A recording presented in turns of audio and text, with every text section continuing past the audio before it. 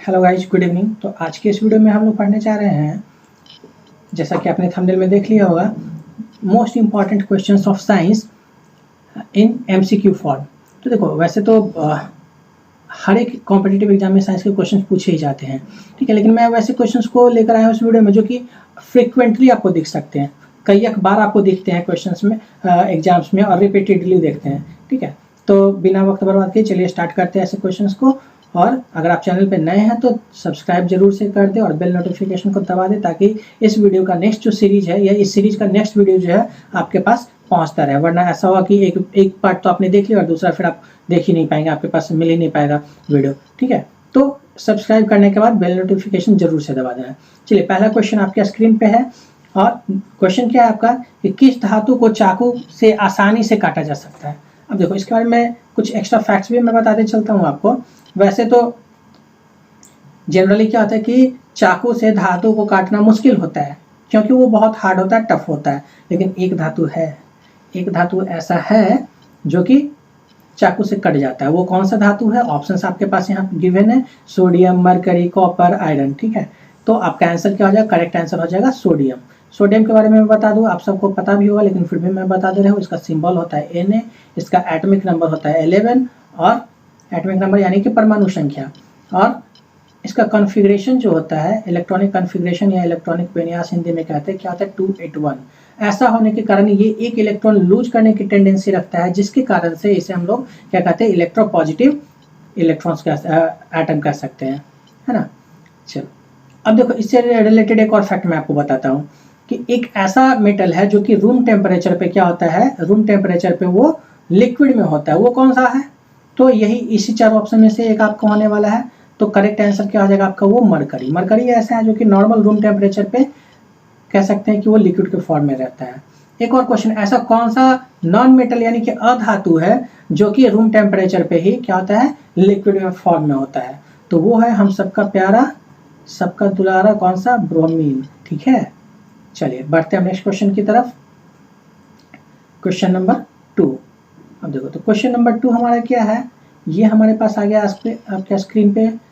विद्युत का सर्वोत्तम चालक, the best conductor of electricity, इसमें से कौन सा? ऑप्शन आपके पास देखो, वैसे तो ये सब लगभग जो है कंडक्टर है ही, लेकिन बेस्ट कंडक्टर पूछा जा रहा है। तो बेस्ट कंडक्टर हम किसे कहेंगे? Out of this 4 options A हो जाएगा क्या? सिल्वर हो जाएगा बेस्ट कंडक्टर ऑफ इलेक्ट्रिसिटी, यानी कि सर्वोत्तम चालक विद्युत का, ठीक है। चलिए नेक्स्ट क्वेश्चन हम लोग देखते हैं क्या है, जरा रिवील करें है क्या। नेक्स्ट ये आ गया हमारा तीसरा नंबर क्वेश्चन, और ये क्वेश्चन कहता है सोडा वाटर में नींबू का रस डालते हैं तो बुलबुले निकलने लगते हैं, क्योंकि इसमें होता है। यानी कि किसके कारण से सोडा वाटर को, जब सोडा वाटर में नींबू मिलाते हैं तो किस वजह से इसमें से बुलबुले यानी कि बबल्स निकल कर बाहर आते हैं, ठीक है। तो ऑप्शंस आपके पास है। देखिए, आप बहुत बार ऐसा होता है कि कुछ बच्चे जो है हिंदी मीडियम से है और बाद में इंग्लिश मीडियम पढ़ना पड़ता है। कुछ बच्चे पहले से इंग्लिश मीडियम में पढ़ रहे थे और जनरल कंपटीशन में आने के बाद उन्हें हिंदी मीडियम में पढ़ना होता है। तो साइंस का स्पेशली जो वर्ड्स होता है उन लोगों को समझने में प्रॉब्लम हो जाती है, इसलिए मैं बाइलिंगुअल होकर बताते चल रहा हूँ। और यहाँ पे जैसे कि एक देख सकते हैं, एक वर्ड आपका आ गया है क्षार। क्षार जो बच्चे सीबीएसई मीडियम से या इंग्लिश मीडियम से पढ़ेंगे उन्हें नहीं पता होगा, तो मैं बता दूं, क्षार को ही इंग्लिश में क्या कहते हैं हम लोग? क्षार को ही कहते हैं क्या? बेस, ठीक है। अम्ल को क्या कहते हैं? एसिड, ठीक है। अम्ल को कहते हैं हम लोग एसिड। और हो गया आपका उदासीन, उदासीन को क्या कहते हैं? न्यूट्रल। चलिए, अब आप ऑप्शंस को समझ सकते हैं। तो सोडा वाटर में नींबू का रस डालने पर जो बुलबुला निकलता है उनमें से किसके कारण होता है? तो करेक्ट आंसर हो जाएगा आपका बेस, यानी कि क्षार। क्षार के कारण क्या होता है? ये रिएक्शन करके गैस को रिलीज करता है, और गैस जो होता है वो जब ऊपर की तरफ आता है तो पानी से ये बुलबुला यानी कि बबल्स को क्रिएट करता है, ठीक है। चलिए बढ़ते हैं अपने नेक्स्ट क्वेश्चन, क्वेश्चन नंबर 4 की तरफ, और देखिए क्वेश्चन नंबर 4 में क्या है। चलिए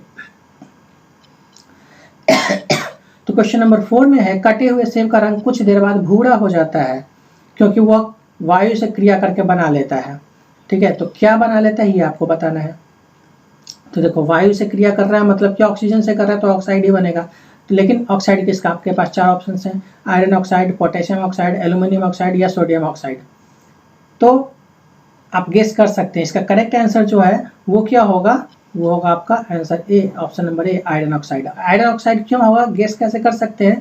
तो आपको याद होगा कि रेड यानी कि ब्लड की अगर हम लोग बात करें तो ब्लड का कलर रेड जो है वो किसके कारण होता है, तो वो भी आयरन के कारण होता है। ठीक है, यानी कि हीमोग्लोबिन और हीमोग्लोबिन में आयरन होता है जिसके कारण ब्लड जो है वो रेड कलर का दिखता है। अगर हम लोग बात करें फिर रेड सॉइल, लाल मिट्टी, ये भी लाल जो होता है किसके कारण से होता है, किस एलिमेंट के कारण होता है, तो आयरन के कारण ही रेड होता है। तो अगर किसी एलिमेंट के कारण अगर यानी कि किसी एलिमेंट या कहें कि मेटल के कारण अगर कोई चीज़ लाल होता है तो निश्चित तौर पे वो क्या होता है, आयरन ही होता है ना। तो यहाँ पे हमारे पास क्या हो जाएगा, आयरन ऑक्साइड आंसर हो जाएगा। चलिए नेक्स्ट क्वेश्चन की तरफ हम लोग बढ़े। देखिए 5वां क्वेश्चन हमारे पास आ गया, चूने में पानी मिलाने पर कौन सी गैस निकलती है। तो ऑप्शन आपके पास में है, ऑक्सीजन है, कार्बन डाइऑक्साइड है, हाइड्रोजन है, हीलियम है। तो इन चारों में से ऐसा कौन सा ऑप्शन है जो इस सवाल का सही जवाब होगा। और आप अगर आप गेस कर सकते हैं तो कर सकते हैं, नहीं तो आपको पता भी होगा, नहीं तो फिर मैं बता देता हूँ। The correct option is option number B, carbon dioxide यानी कि CO2। ये जब चूना में पानी मिलाते हैं तो क्या होता है कि एक तो CO2 रिलीज होता है गैसियस फॉर्म में, और दूसरा क्या होता है, हीट रिलीज होता है आपका एनर्जी के फॉर्म में। ठीक है, चलिए नेक्स्ट क्वेश्चन की तरफ बढ़े हम लोग ना। Question number 6। अब देखो इसमें कह रहा है हरी मेहंदी में निम्न में से कौन सा पदार्थ पाया जाता है जिसके कारण वह लाल हो जाती है। अब देखो मेहंदी एक्चुअली लाल नहीं होती है, लाल क्या होता है, हाथों पे जब हम लोग लगाते हैं तो वो स्किन जो होता है जिस एरिया पे मेहंदी लगी थी वो कलर लाल हो जाता है। वो किसके कारण होता है, तो ये 4 ऑप्शन अगेन आपके पास में गिवन है, लासोन है, पोटेशियम है, कार्बन है और आयरन है। तो यहाँ आयरन नहीं होगा, मैं पहले ही बता देता हूँ। चलो बाकी सब देखो, 3 ऑप्शन में से आप सोचो क्या होगा। ठीक है, and the correct option is option A, Lassaigne. Lassaigne क्या होता है, ये एक तरह का पिगमेंट होता है। ये क्या होता है, एक तरह का पिगमेंट होता है। ठीक है, जैसा कि क्लोरोप्लास्ट आपका एक पिगमेंट होता है। ठीक है, तो उसी तरह से क्या होता है, ये लासोन भी एक तरह का पिगमेंट है जिसके कारण से हरी मेहंदी जो है वो लाल हो जाती है स्किन के टच में आने पर। चलो नेक्स्ट क्वेश्चन देखते हैं, क्वेश्चन नंबर 7 क्या कहता है। चलिए क्वेश्चन नंबर 7 हमारे सामने है, ऑक्सीकरण अभिक्रिया में। अब देखो पहले ऑक्सीकरण को मैं बता दूं, ऑक्सीकरण का मतलब क्या होता है। ऑक्सीकरण का मतलब होता है ऑक्सीडेशन। देखो मैं हिंदी और इंग्लिश इसलिए करते जा रहा हूँ ताकि लैंग्वेज का किसी भी बच्चे को ना रह जाए।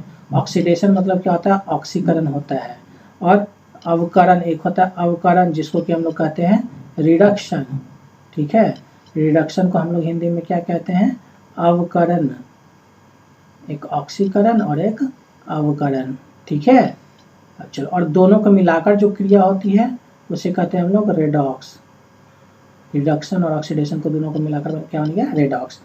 तो अब जो हमारे पास क्वेश्चन है वो क्या है, क्वेश्चन ये है कि ऑक्सीकरण अभिक्रिया में क्या होता है। मतलब सिंपली आपको यहाँ पे डेफिनेशन ही बताना है कि ऑक्सीडेशन यानी कि ऑक्सीकरण क्या होता है। तो यहाँ जो भी 4 ऑप्शन आपके पास है इसमें से करेक्ट ऑप्शन क्या आ जाएगा आपका, ऑप्शन नंबर ए, ऑक्सीजन का जुड़ना। यही क्या कहलाता है, ऑक्सीडेशन कहलाता है। चलिए बढ़ते हैं नेक्स्ट क्वेश्चन की तरफ। तो नेक्स्ट क्वेश्चन हमारा आ गया ये, नीले लिटमस पत्र को एसिड किस रंग में परिवर्तित कर देता है। तो जनरली 2 ही तरह का हम लोग पढ़े लिटमस के संबंध में, कि लाल से नीला होता है और नीला से लाल होता है। तो अक्सर ये कन्फ्यूजन बना रहता है, उसके लिए मैं एक ट्रिक सिंपल सा बता देता हूँ। एक वर्ड आपको याद रखना होगा, क्या वो वर्ड है, BAR, बार। आप इसे याद रख सकते हैं, बार। इसका मतलब क्या हो कि ब्लू लिटमस पे जब एसिड आप देते हैं तो वो क्या बन जाता है, रेड बन जाता है। बस क्लियर है। तो देखो यहाँ पे क्या करें, नीले लिटमस को लाल नीले लिटमस पे क्या करें, एसिड। तो एसिड देने पे किस में कन्वर्ट हो जाता है, नीला जो है वो किस में कन्वर्ट हो जाएगा, लाल में कन्वर्ट हो जाएगा, यानी कि ऑप्शन नंबर बी हो जाएगा आपका करेक्ट आंसर। चलिए नेक्स्ट क्वेश्चन की तरफ बढ़े हम लोग। तो नेक्स्ट जो क्वेश्चन हमारा है बस उसी से रिलेटेड फिर ये भी है, वो कुछ ज़्यादा ही चला गया ऊपर, जस्ट मिनट। ये तो हमने देख लिया था। चलिए नेक्स्ट क्वेश्चन जो है आपका क्या है, क्षार। क्षार यानी कि अभी मैंने आपको बताया क्षार का मतलब आपको क्या समझना है। क्षार मीन्स व्हाट, क्षार मीन्स बेस। तो बेस क्या करता है, लाल लिटमस को करता है, क्या करता है, तो अभी आपने पढ़ा था, क्या पढ़ा था आपने, BAR। मतलब ब्लू पे जब एसिड डालते हैं तो रेड बन जाता है। लेकिन यहाँ पे क्या कह रहा है कि एसिड नहीं डालने की बात की जा रही है, क्षार की बात की जा रही है। तो इसका जस्ट अपोजिट हो जाएगा, यानी कि क्या हो जाएगा, आपका आंसर हो जाएगा ऑप्शन नंबर सी नीला, ये सही आंसर हो जाएगा। ठीक है, चलिए अब नेक्स्ट क्वेश्चन देखें हम लोग। कटे हुए सेब का भूरा होने के कारण सेब में उपस्थित, अभी थोड़ी देर पहले ही हम लोगों ने पढ़ा था, correct answer will be what, option number C iron. चलो नेक्स्ट क्वेश्चन की तरफ चलते हैं फिर हम लोग।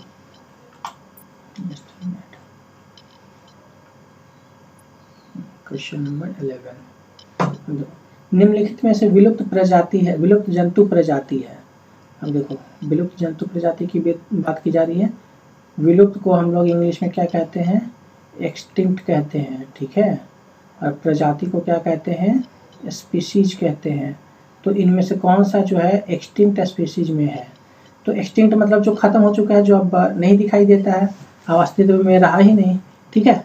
तो अब ऑप्शन से आप देख सकते हैं यहाँ पे कौवा तो हम लोगों को दिख जाता है, हाथी भी दिखता है, टाइगर भी दिखता है, नहीं दिखता कौन, तो ये आपका डोडो पक्षी नहीं दिखता है, यही आपका करेक्ट आंसर हो गया।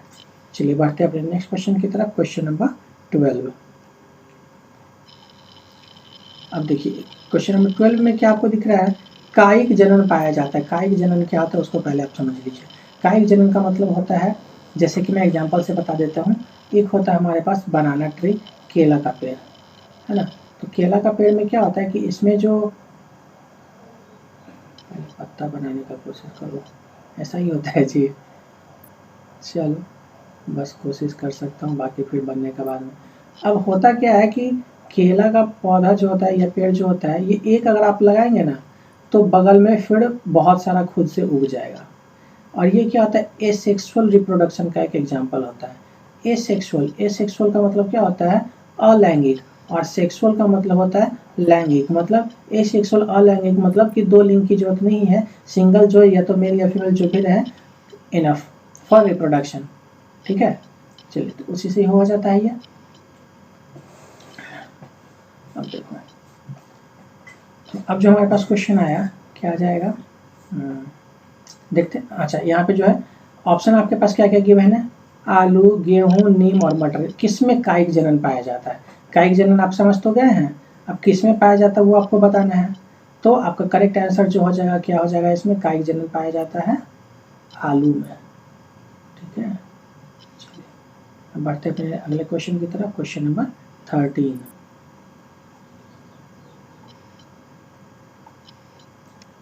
अब देखो इसमें भी वैसा ही कुछ रिलेटेड है, नर और मादा युग्मक के संयोजन को कहते हैं। अब देखो पहले सब वर्ड समझ लो, सारे बच्चों को पता नहीं होगा। नर मतलब आपको पता है मेल, ठीक है, और मादा मतलब क्या, फीमेल।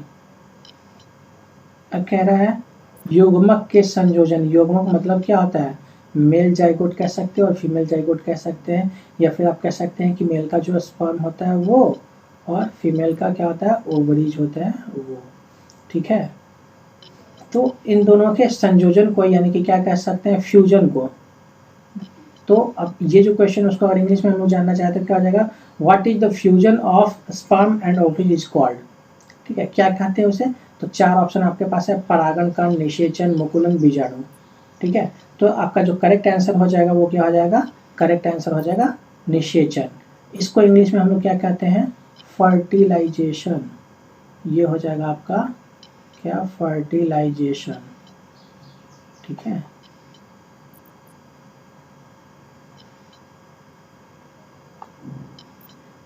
फर्टिलाइजेशन का मतलब क्या होता है, निषेचन, क्लियर है। अब देखो परागण क्या होता है, परागण को हम लोग क्या कहते हैं, पॉलिनेशन। परागण को इंग्लिश में क्या कहते हैं, पॉलिनेशन। पॉलिनेशन क्या होता है, जो पोलन ग्रेन्स होते हैं ये जनरली किस में होता है, ये जनरली होता है किसमें, आपका फ्लावरिंग प्लांट्स में, ठीक है, फूलों वाले में प्लांट्स में। तो फूलों वाले प्लांट्स में क्या होता है उसको आप जानते हैं हम लोग, है ना। जस्ट अब मैं थोड़ा सा एडजस्ट कर लूँ मैं, ठीक है। चलो तो फ्लावरिंग प्लांट में क्या होता है कि जो पोलन ग्रेन्स होते हैं वो बाय द वे ऑफ या by the means of air और से इंसेक्ट्स या एयर के कारण क्या होता है, एक ऑर्गेनिज्म से दूसरे ऑर्गेनिज्म पे ट्रैवल करते हैं और उनमें फर्टिलाइजेशन होता है और फिर नया जो वो रिप्रोडक्शन उनमें हो जाता है। तो ऐसे को ही हम लोग क्या कहते हैं, पॉलिनेशन कहते हैं इस प्रोसेस को। मुकुलन को हम लोग इंग्लिश में क्या कहते हैं, मुकुलन जो होता है हमारा क्या हो जाता है, फर्मेंटेशन हो जाता है, मोकुलन मतलब फर्मेंटेशन, ठीक है। चलो बीजाणु हो जाता है सीडलेट। चलते हैं हम अपने नेक्स्ट क्वेश्चन की तरफ। और नेक्स्ट क्वेश्चन जो है एक लिंगी पुष्प है, इसका तो ऑप्शन ही नहीं, जस्ट वेट, ऑप्शन इसका और होने चाहिए। वेट करो, मैं इसे ऑप्शन को थोड़ा ढूंढने की कोशिश करता हूँ, जस्ट अ मिनट।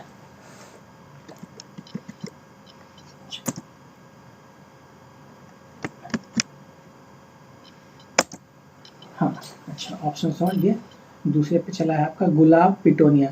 तो 4 ऑप्शन आपके पास में है, मक्का, सरसों, गुलाब और पिटोनिया। चलिए मैं बता दूं, इसका एक लिंगी पुष्प, अभी जैसे मैंने बताया था क्या कि एसेक्सुअल, तो एसेक्सुअल में क्या होता है कि सिंगल, एसेक्सुअल में क्या होता है कि सिंगल आपका होता है, सिंगल सेक्स ऑर्गेनिज्म होता है ना। तो आपका करेक्ट आंसर क्या हो जाएगा, एक लिंगी पुष्प जो है वो क्या है आपका मक्का हो जाएगा। जैसे सरसों को अगर देखें तो ये द्विलिंगी, ये कह सकते हैं कि बाइसेक्सुअल होता है। कौन सा, सरसों जो होता है वो बाइसेक्सुअल होता है, यानी कि दोनों मेल फीमेल दोनों इसमें होते हैं, और मक्का में केवल एक ही सेक्स होता है, ठीक है। चलिए नेक्स्ट क्वेश्चन की तरफ बढ़े हम लोग, क्वेश्चन नंबर 15। तो क्वेश्चन नंबर 15 हमारा क्या कहता है, देखिए जरा क्वेश्चन नंबर 15, द्विलिंगी पुष्प निम्नलिखित में से कौन सा है। तो देखो अभी अभी मैंने आपको बताया द्विलिंगी बाइसेक्सुअल जो है इनमें से कौन सा हो जाएगा, तो बाइसेक्सुअल हो जाएगा आपका क्या, सरसों, ठीक है। चलो बढ़ते हैं नेक्स्ट क्वेश्चन की तरफ। नेक्स्ट हमारा होगा क्वेश्चन नंबर 15, रक्त प्लाज्मा में जल की लगभग मात्रा होती है। अब देखो यहाँ क्या होता है, बहुत सारे स्टूडेंट जो है वो गलती कर जाते हैं। कैसे गलती कर जाते हैं, तो यहाँ पे वो गलती ऐसे कर जाते हैं कि ऐसा लगाते थे 70%, जो कि रॉन्ग है। तो करेक्ट आंसर क्या होगा, 90%, ऑप्शन बी। अब समझना इस बात को, अगर ब्लड की हम लोग बात करें कि ब्लड में प्लाज्मा कितना होता है, तो आपका होगा ये 70%, तब ये करेक्ट आंसर होगा। ब्लड में प्लाज्मा की अगर बात की जाए तब, लेकिन यहाँ क्या कि प्लाज्मा के अंदर में फिर क्या है कि इसका अपना मटेरियल है और प्लस का वाटर है, तो इसके अंदर में वाटर अब कितना परसेंट है, तो ये 90% तक वाटर होता है प्लाज्मा में, ठीक है, समझ गए। चलिए बढ़ते हैं नेक्स्ट क्वेश्चन की तरफ, क्वेश्चन नंबर 17। देखिए क्वेश्चन नंबर 17 में क्या है, वयस्क व्यक्ति का हृदय 1 मिनट में कितनी बार धड़कता है। देखो इसमें भी बहुत लोग गलत करते हैं, आप गेस करो and the correct answer is 72। Of course not, बिल्कुल नहीं, और मैक्सिमम लोग यहाँ पे 72 लगाते हैं, लेकिन ये गलत है। अब समझना यहाँ पे क्या करें, हृदय के धड़कन की बात की जा रही है, न कि पल्स रेट की बात की जा रही है। अब एक होता है क्या कि ये जो आपका नर्व्स जो होता है, इसमें ब्लड का जो सर्कुलेशन होता है या ब्लड का जो फ्लो होता है वो कितना होता है, वो आपको अगर पूछा जाए तो वो 72 टाइम्स होता है। अब देखना अंतर क्या है कि ब्लड जो ये फ्लो करता है वो फ्लिकर करता है। आप यहाँ पे छू कर देखेंगे तो आपको क्या होगा, फील होगा, ऐसे ऐसे ऐसे ये फ्लिकर करता है, ठीक है। तो थोड़ा गैपिंग होता है, लेकिन जब हार्ट बीट की बात की जाए, हार्ट के धड़कने की बात की जाए, तो क्या, तो वो एक रिदमिक होता है, वो लगातार ऐसे ऐसे ऐसे ऐसे क्या है, वो एक रिदम में अपना करते रहता है, ठीक है। तो वो रिदम में होने के कारण क्या होता है, it a little bit it gets faster and resulting in more number of movement. तो क्या हो जाएगा, ये थोड़ा ज़्यादा हो जाता है, बढ़कर कितना हो जाता है, 100 हो जाता है, ठीक है। तो करेक्ट आंसर आपका हो जाएगा 100। चलिए बढ़ते हैं नेक्स्ट क्वेश्चन की तरफ। हमारा अगला क्वेश्चन है क्वेश्चन नंबर 18। देखिए जरा क्या है, लाल रक्त कणिकाओं को निम्न में से किस नाम से जाना जाता है। देखो ये तो बहुत ईजी सा क्वेश्चन है कि, लेकिन कई एक बार पूछा गया है, इसलिए मैंने इसे इंक्लूड कर लिया है। तो लाल रक्त कणिकाओं को निम्न में से किस नाम से जाना जाता है। अब किस नाम से, तो बस इसको इंग्लिश में आप लिखो, आपको खुद पता चल जाएगा। लाल मतलब रेड, रक्त मतलब ब्लड, आगे आप लोग समझदार हैं। तो करेक्ट आंसर इज RBC। चलो नेक्स्ट क्वेश्चन देखो, तो नेक्स्ट जो ऑप्शन है वो क्या हो जाएगा, क्वेश्चन हो जाएगा हमारा, एनीमिया रोग होने पर शरीर में किस चीज़ की कमी हो जाती है, या फिर इसी को आप दूसरे तरीके से सोच सकते हैं इस क्वेश्चन को कि किस चीज़ की कमी से शरीर में एनीमिया रोग होती है। एंड द ऑप्शंस आर, रक्त में हीमोग्लोबिन की कमी के कारण, विटामिन की कमी के कारण, या जल की कमी के कारण, या खनिज लवण की कमी के कारण। ये 4 ऑप्शन आपके पास है and the correct answer is option ए, रक्त में हीमोग्लोबिन के कारण। अगर रक्त भी ऑप्शन में रहे कि रक्त के कारण एनीमिया होती है तो वो भी सही होगा, और अगर कह दे कि हीमोग्लोबिन के कमी के कारण होता है तो वो भी सही होगा, और अगर कह दे कि आयरन की कमी के कारण होता है तो वो भी सही होगा, ठीक है। ये सब सही हो जाएगा एनीमिया रोग के कारण में। चलिए नेक्स्ट क्वेश्चन की तरफ चलते हैं, जो कि इस वीडियो का लास्ट क्वेश्चन है, क्वेश्चन नंबर 20।